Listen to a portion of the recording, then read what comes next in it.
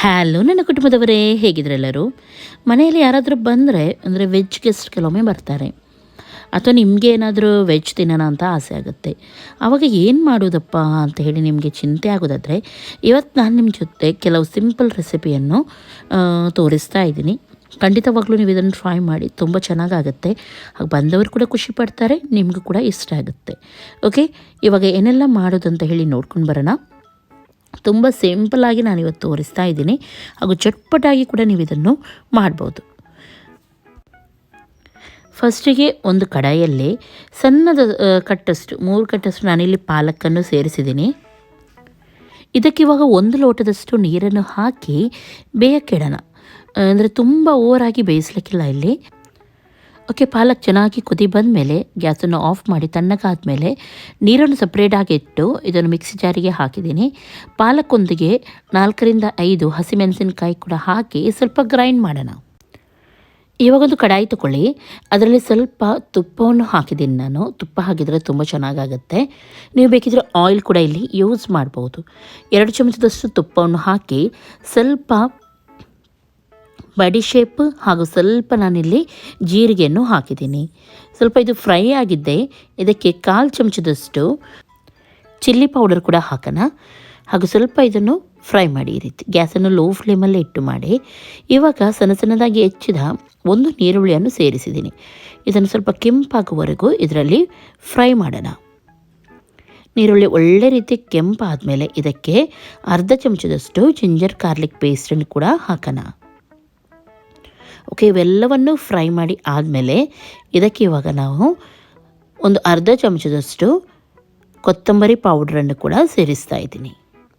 ಹಾಗೂ ಇದರೊಂದಿಗೆ 3 ಟೊಮೆಟೊವನ್ನು ಗ್ರೈಂಡ್ ಮಾಡಿ ಇದಕ್ಕೆ ಹಾಕ್ತಾ ಇದ್ದೀನಿ.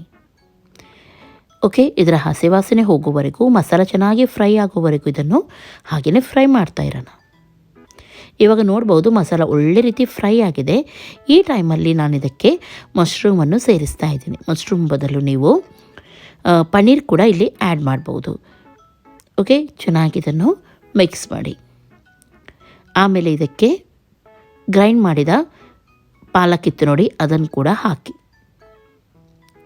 ಹಾಗೂ ಸ್ವಲ್ಪ ನೀರನ್ನು ಕೂಡ ಸೇರಿಸಿ, ರುಚಿಗೆ ತಕ್ಕಷ್ಟು ಉಪ್ಪನ್ನು ಕೂಡ ಹಾಕೋಣ. ಚೆನ್ನಾಗಿದನ್ನು ಮಿಕ್ಸ್ ಮಾಡಿ. ಸ್ವಲ್ಪ ನಾನು 1 ಚಮಚದಷ್ಟು ಇಲ್ಲಿ ಟೀ ಸ್ಪೂನಷ್ಟು ಸಕ್ಕರೆಯನ್ನು ಕೂಡ ಆ್ಯಡ್ ಮಾಡಿದ್ದೀನಿ. ಇದರಿಂದ ತುಂಬ ಚೆನ್ನಾಗಾಗುತ್ತೆ ಇದರ ಫ್ಲೇವರ್. ಓಕೆ, ಒಳ್ಳೆ ರೀತಿ ಮಿಕ್ಸ್ ಮಾಡಿ. ಇವಾಗ ಒಂದು ಕುದಿ ಬರಲಿಕ್ಕೆ ಬಿಡಿ ಚೆನ್ನಾಗಿ. ಇವಾಗ ಒಳ್ಳೆ ರೀತಿ ಕುದೀತಾ ಉಂಟು. ಇವಾಗ ಇದಕ್ಕೆ ಕ್ಯಾಶ್ಯೂ ನಟ್ಟನ್ನು ನಾನಿಲ್ಲಿ ಗ್ರೈಂಡ್ ಮಾಡಿ ಸೇರಿಸ್ತಾ ಇದ್ದೀನಿ.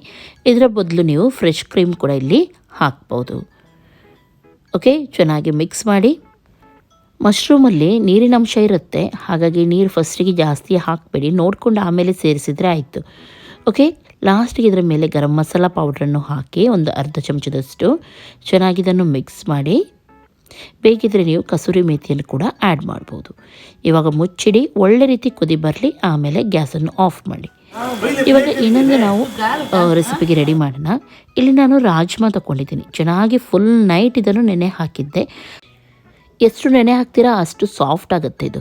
ಓಕೆ, ರುಚಿಗೆ ತಕ್ಕಷ್ಟು ಉಪ್ಪು ಹಾಗೂ ನೀರನ್ನು ಸೇರಿಸಿ ಇದನ್ನು ಇವಾಗ ಬೇಯಿಸ್ಲಿಕ್ಕೆ ಇಡೋಣ. ಚೆನ್ನಾಗಿ ಒಂದು 3 ರಿಂದ 4 ಸಿಟಿ ತೆಗೆದಿದ್ದೀನಿ.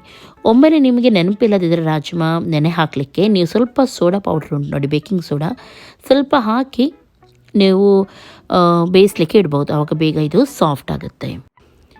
ಇವಾಗ ಇದು ಪರ್ಫೆಕ್ಟ್ ಆಗಿದೆ, ಸಾಫ್ಟ್ ಆಗಿದೆ, ಈ ರೀತಿ ಬರಬೇಕು. ಒಂದು ಕಡಾಯಿ ತಗೊಳ್ಳಿ, ಅದರಲ್ಲಿ ಮಸ್ಟರ್ಡ್ ಆಯಿಲನ್ನು ನಾನಿಲ್ಲಿ ಹಾಕಿದ್ದೀನಿ. ತುಂಬ ಚೆನ್ನಾಗಾಗುತ್ತೆ ಮಸ್ಟರ್ಡ್ ಆಯಿಲ್, ಸಾಸಿವೆ ಎಣ್ಣೆ ನೀವು ಹಾಕಿದರೆ. 1/4 ಕಪ್ಪಷ್ಟು ಆಯಿಲನ್ನು ಹಾಕಿ 1 ಚಮಚದಷ್ಟು ಜಿಂಜರ್ ಗಾರ್ಲಿಕ್ ಪೇಸ್ಟನ್ನು ಹಾಕಿ ಒಳ್ಳೆ ರೀತಿ ಇದನ್ನು ಫ್ರೈ ಮಾಡಿ. ಇವಾಗ ಇದಕ್ಕೆ ನೀರುಳ್ಳಿಯನ್ನು ಸೇರಿಸೋಣ. ಸಣ್ಣದಾಗಿ ಹೆಚ್ಚಿದ 3 ಈರುಳ್ಳಿಯನ್ನು ನಾನಿಲ್ಲಿ ಹಾಕಿದ್ದೀನಿ. ಈರುಳ್ಳಿ ಸ್ವಲ್ಪ ಕೆಂಪಾಗುವವರೆಗೂ ವೆಯ್ಟ್ ಮಾಡೋಣ. ಇವಾಗ ಈರುಳ್ಳಿ ಸ್ವಲ್ಪ ಕೆಂಪಾದಮೇಲೆ 1.5 ಚಮಚದಷ್ಟು ಧನಿಯಾ ಪೌಡರ್, ಕೊತ್ತಂಬರಿ ಪೌಡ್ರ್ ಹಾಕಿದ್ದೀನಿ. ಹಾಗೂ 1/4 ಸ್ಪೂನಷ್ಟು ಇಲ್ಲಿ ಜೀರಾ ಪೌಡ್ರ್ ಹಾಕ್ತಾಯಿದ್ದೀನಿ. ಹಾಗೂ ಇದಕ್ಕೆ ಚಿಲ್ಲಿ ಪೌಡ್ರನ್ನು ಆ್ಯಡ್ ಮಾಡೋಣ. ನಿಮ್ಮ ಖಾರಕ್ಕೆ ಅನುಗುಣವಾಗಿ ನೀವೆಲ್ಲಿ ಹಾಕ್ಬೋದು. ನಾನಿಲ್ಲಿ ದೊಡ್ಡ ಚಮಚದಲ್ಲಿ 2 ಚಮಚದಷ್ಟು ಹಾಕಿದ್ದೀನಿ.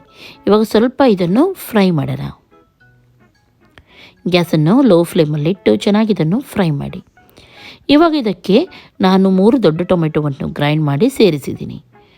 ಚೆನ್ನಾಗಿ ಮಸಾಲ ಮಿಕ್ಸ್ ಆಗಲಿ, ಇದರ ಹಸಿ ವಾಸನೆ ಎಲ್ಲ ಹೋಗಲಿ, ಅಷ್ಟು ತನಕ ಇದನ್ನು ಫ್ರೈ ಮಾಡೋಣ. ಇವಾಗ ನೋಡ್ಬೋದು ಒಳ್ಳೆ ರೀತಿ ಫ್ರೈ ಆಗಿದೆ. ಮಸಾಲೆ ಈ ರೀತಿ ಡ್ರೈ ಆಗಬೇಕು, ಆಯಿಲೆಲ್ಲ ಮೇಲೆ ಬಂದಿದೆ, ಪರ್ಫೆಕ್ಟ್ ಆಗಿದೆ. ಈ ಟೈಮಲ್ಲಿ ನಾವು ಇದಕ್ಕೆ ಬೇಯಿಸಿದ ರಾಜ್ಮಾವನ್ನು ಹಾಕೋಣ. ಚೆನ್ನಾಗಿ ಇದನ್ನು ಮಿಕ್ಸ್ ಮಾಡಿ, ನೀರು ನೋಡ್ಕೊಂಡು ನೀವು ಹಾಕಿ ಆಮೇಲೆ ಎಷ್ಟು ಬೇಕು ಅಂತ ಹೇಳಿ. ನಾನಿದು ಸ್ವಲ್ಪ ಡ್ರೈ ಮಾಡ್ತಾ ಇದ್ದೀನಿ, ಹಾಗಾಗಿ ಜಾಸ್ತಿ ನೀರನ್ನು ಸೇರಿಸ್ತಾ ಇಲ್ಲ. ಇಲ್ಲಿ ನಾನು 1 ಚಮಚದಷ್ಟು ಕಡಲೆ ಹಿಟ್ಟನ್ನು ಸ್ವಲ್ಪ ನೀರು ಸೇರಿಸಿ ಇದಕ್ಕೆ ಆ್ಯಡ್ ಮಾಡ್ತಾ ಇದ್ದೀನಿ. ಇದರಿಂದ ತಿಕ್ಕಾಗಿ ಚೆನ್ನಾಗಾಗುತ್ತೆ. ಓಕೆ, ಚೆನ್ನಾಗಿ ಇದನ್ನು ಮಿಕ್ಸ್ ಮಾಡಿ ಒಳ್ಳೆ ರೀತಿ ಕುದಿ ಬರಲು ಬಿಡಬೇಕು. ಇವಾಗ ಚೆನ್ನಾಗಿ ಕುದೀತಾ ಉಂಟು. ಕಸೂರಿ ಮೆಥಿಯನ್ನು ಸ್ವಲ್ಪ ಫ್ರೈ ಮಾಡಿ ಇದರ ಮೇಲೆ ಹಾಕ್ತಾ ಇದ್ದೀನಿ. ಆಮೇಲೆ ಕೊತ್ತಂಬರಿ ಸೊಪ್ಪು. ಚೆನ್ನಾಗಿ ಕುದಿ ಬಂದಿದೆ. ಉಪ್ಪು ಎಲ್ಲ ಕರೆಕ್ಟಾಗಿದೆಯಾ ನೋಡಿ ಗ್ಯಾಸನ್ನು ಆಫ್ ಮಾಡಿಬಿಡಿ. ಇಷ್ಟೇ ಮಾಡಲಿಕ್ಕಿರೋದು. ಇವಾಗ ಸ್ವಲ್ಪ ನೀರು ಕಾಣ್ತಾ ಉಂಟು. ಆಮೇಲೆ ಇದು ಕಂಪ್ಲೀಟಾಗಿ ಡ್ರೈ ಆಗುತ್ತೆ. ಓಕೆ, ನೆಕ್ಸ್ಟ್ ಸಿಂಪಲ್ ಆದ ಒಂದು ದಾಲ್ ತೋರಿಸ್ತೀನಿ. ತುಂಬ ಚೆನ್ನಾಗಾಗುತ್ತೆ. ಇಲ್ಲಿ ನಾನು ಪುಂಡೆ ಸೊಪ್ಪು ಅಂತ ಹೇಳ್ತಾರೆ, ಅದನ್ನು ತೊಗೊಂಡಿದ್ದೀನಿ. ನಾರ್ಮಲಾಗಿ ಇವಾಗ ಎಲ್ಲ ಕಡೆ ಇದು ಸಿಗುತ್ತೆ. ಆಮೇಲೆ ಸಿಗಲ್ಲ ಅಂತ ಆದರೆ ನೀವು ನಾರ್ಮಲ್ ದಾಲ್ ಕೂಡ ಮಾಡ್ಬೋದು. ಅದರ ರೆಸಿಪಿ ನಾನು ಆಲ್ರೆಡಿ ಸುಮಾರು ದಾಲ್ ರೆಸಿಪಿ ಹಾಕಿದ್ದೀನಿ, ದಾಲ್ ಫ್ರೈ ಎಲ್ಲ. ನೀವು ಅದನ್ನು ಟ್ರೈ ಮಾಡ್ಬೋದು. ಈ ಸೊಪ್ಪು ಸ್ವಲ್ಪ ಹುಳಿ ಇರುತ್ತೆ, ಹಾಗಾಗಿ ಇಲ್ಲಿ ಎಕ್ಸ್ಟ್ರಾ ಹುಳಿ ಅಥವಾ ಟೊಮೆಟೊ ಏನು ಹಾಕಬೇಕಂತ ಇಲ್ಲ. ಕೆಲವರು ಇದಕ್ಕೆ ಹುಳಿ ಸೊಪ್ಪು ಅಂತ ಕೂಡ ಹೇಳ್ತಾರೆ. 2 ಕಪ್ಪಷ್ಟು ಹೆಸರು ಬೇಳೆನೂ ಹಾಕಿದ್ದೀನಿ, ತುಂಬ ಚೆನ್ನಾಗಾಗುತ್ತೆ. ಸ್ವಲ್ಪ ಹಸಿಮೆಣಸಿನ್ಕಾಯಿ ಕೂಡ ಹಾಕೋಣ. ಹಾಗೂ ಇದಕ್ಕೆ ನೀರನ್ನು ಸೇರಿಸಿ ಉಪ್ಪನ್ನು ಸೇರಿಸಿದನ್ನು ಬೇಯಿಸಲಿಕ್ಕೆ ಇಟ್ಟರೆ ಆಯಿತು. ಎಷ್ಟೇ ಮಾಡಲಿಕ್ಕಿರೋದು. ಸ್ವಲ್ಪ ಅರಶಿನ ಪೌಡ್ರ್ ಕೂಡ ಆ್ಯಡ್ ಮಾಡೋಣ. ಓಕೆ, ಸ್ವಲ್ಪ ತುಂಬ ತೆಳುವಾಗಿ ಇದನ್ನು ಮಾಡ್ತಾಯಿಲ್ಲ ನಾನು, ಹಾಗಾಗಿ ನೀರು ಸ್ವಲ್ಪ ಕಮ್ಮಿನೇ ನಾನು ಸೇರಿಸಿದ್ದೀನಿ. ಇವಾಗ ಚೆನ್ನಾಗಿ ಒಂದು 4ರಿಂದ 5 ಸಿಟಿ ತೆಗೆಯೋಣ. ತುಂಬ ಸಾಫ್ಟ್ ಆಗಬೇಕು ಬೇಳೆ ಇದರಲ್ಲಿ. ಓಕೆ, ಇವಾಗ ಬೇಳೆ ರೆಡಿ ಆಗಿದೆ. ನಾನು ಇನ್ನೊಂದು ಸೈಡ್ ಒಗ್ಗರಣೆಗೆ ರೆಡಿ ಮಾಡ್ತಾ ಇದ್ದೀನಿ. ತೆಂಗಿನೆಣ್ಣೆಯನ್ನು ಹಾಕ್ತಾ ಇದ್ದೀನಿ ಒಗ್ಗರಣೆಗೆ. ತೆಂಗಿನೆಣ್ಣೆ ಹಾಕಿ ಎಣ್ಣೆ ಚೆನ್ನಾಗಿ ಬಿಸಿ ಆದಮೇಲೆ ಇದಕ್ಕೆ ಒಣಮೆಣಸಿನ್ಕಾಯಿ ಕೂಡ ಹಾಕೋಣ. ಒಣಮೆಣಸಿನ್ಕಾಯಿ ಇದರಲ್ಲಿ ಒಳ್ಳೆ ರೀತಿ ಕೆಂಪಾಗಬೇಕು. ಓಕೆ, ಚೆನ್ನಾಗಿ ಫ್ರೈ ಆದಮೇಲೆ ಇದಕ್ಕೆ ಜೀರಿಗೆಯನ್ನು ಆ್ಯಡ್ ಮಾಡೋಣ. 1/4 ಸ್ಪೂನ್ ಅಥವಾ ಅರ್ಧ ಸ್ಪೂನಷ್ಟು ಹಾಕಿ ಸಾಕು. ಆಮೇಲೆ ಇದಕ್ಕೆ ಒಂದು ನೀರುಳ್ಳಿಯನ್ನು ಹಾಕೋಣ. ನೀರುಳ್ಳಿ ಇಲ್ಲಿ ಕಂಪ್ಲೀಟಾಗಿ ನಾವು ಫ್ರೈ ಮಾಡಲಿಕ್ಕಿಲ್ಲ, ಸ್ವಲ್ಪ ಇದನ್ನು ಎಣ್ಣೆಯಲ್ಲಿ ಫ್ರೈ ಮಾಡಿದರೆ ಸಾಕು. ಆಮೇಲೆ ಕರಿಬೇವು ಸೊಪ್ಪನ್ನು ಕೂಡ ಹಾಕೋಣ. ಚೆನ್ನಾಗಿ ಇದನ್ನು ಮಿಕ್ಸ್ ಮಾಡಿ, ಬೇಕಿದ್ದರೆ ನೀವು ಇಲ್ಲಿ ಸ್ವಲ್ಪ ಇಂಗು ಕೂಡ ಆ್ಯಡ್ ಮಾಡ್ಬೋದು. ಓಕೆ, ಇವಾಗ ಒಗ್ಗರಣೆ ರೆಡಿಯಾಗಿದೆ. ಇಷ್ಟೇ ಮಾಡಲಿಕ್ಕಿರೋದು. ಇದಕ್ಕೆ ಸ್ವಲ್ಪ ಜಿಂಜರ್ ಗಾರ್ಲಿಕ್ ಪೇಸ್ಟನ್ನು ಕೂಡ ಹಾಕಿ ನಾನಿಲ್ಲಿ ಫ್ರೈ ಮಾಡ್ತಾಯಿದ್ದೀನಿ ಲಾಸ್ಟಿಗೆ. ತುಂಬ ಇದನ್ನು ಫ್ರೈ ಮಾಡಲಿಕ್ಕಿಲ್ಲ ನಾನು ಹೇಳಿದಾಗೆ. ಇವಾಗ ಇದನ್ನು ಬೇಳೆಗೆ ಆ್ಯಡ್ ಮಾಡೋಣ. ನೋಡಿ, ಈ ರೀತಿ ಬರಬೇಕು ಬೇಳೆ, ಪರ್ಫೆಕ್ಟಾಗಿದೆ. ಇವಾಗ ಇಷ್ಟು ದಪ್ಪ ನನಗೆ ಬೇಕಿತ್ತು. ಓಕೆ, ಲಾಸ್ಟಿಗೆ ಕೊತ್ತಂಬರಿ ಸೊಪ್ಪನ್ನು ಹಾಕೋಣ. ಉಪ್ಪೆಲ್ಲ ಕರೆಕ್ಟಾಗಿದೆಯಾ ನೋಡಿ. ತುಂಬ ಚೆನ್ನಾಗಾಗುತ್ತೆ ಈ ರೀತಿ ಬೇಳೆ ಮಾಡಿದರೆ. ಊಟ ಗಮ್ಮತ್ತಾಗಿ ಸೇರುತ್ತೆ. ಓಕೆ, ಎಲ್ಲ ರೆಸಿಪಿ ಆಯಿತು. ಸದ್ಯಕ್ಕೆ ಎಷ್ಟು ಸಾಕಲ್ವಾ. ಸೈಡಿಗೆ ಚಪಾತಿ ಅಥವಾ ರೊಟ್ಟಿ ಇದ್ದರೆ ನೀವು ಮಾಡಿ ಇಡ್ಬೋದು. ಇವಾಗ ಉಪ್ಪಿನಕಾಯಿ ಇಲ್ಲದೆ ಯಾವುದೇ ಥಾಲಿ ಅನ್ಕಂಪ್ಲೀಟ್. ಹಾಗಾಗಿ ಉಪ್ಪಿನಕಾಯಿ, ಬೇಳೆ, ಅದರೊಂದಿಗೆ ಮಶ್ರೂಮ್ ಅಥವಾ ಪನ್ನೀರ್ ನೀವು ಏನು ಮಾಡಿದರೆ ಅದು, ಹಾಗೂ ರಾಜ್ಮಾ, ಇಷ್ಟು ಕೊಟ್ಟರೆ ತುಂಬ ಚೆನ್ನಾಗಾಗುತ್ತೆ ಊಟ. ಜಸ್ಟ್ ನೀವು ಟ್ರೈ ಮಾಡಿ ನೋಡಿ ಒಮ್ಮೆ. ಓಕೆ, ಇವತ್ತಿನ ಈ ರೆಸಿಪಿ ನಿಮಗೆ ಖಂಡಿತವಾಗ್ಲೂ ಇಷ್ಟ ಆಗಿರ್ಬೋದು ಅಂತ ಎನಿಸ್ತೀನಿ.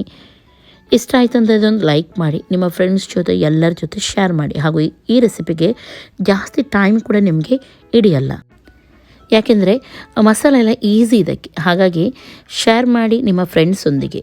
ಎಲ್ಲರಿಗೂ ಟೇಕ್ ಕೇರ್. ಬಾಯ್ ಬಾಯ್.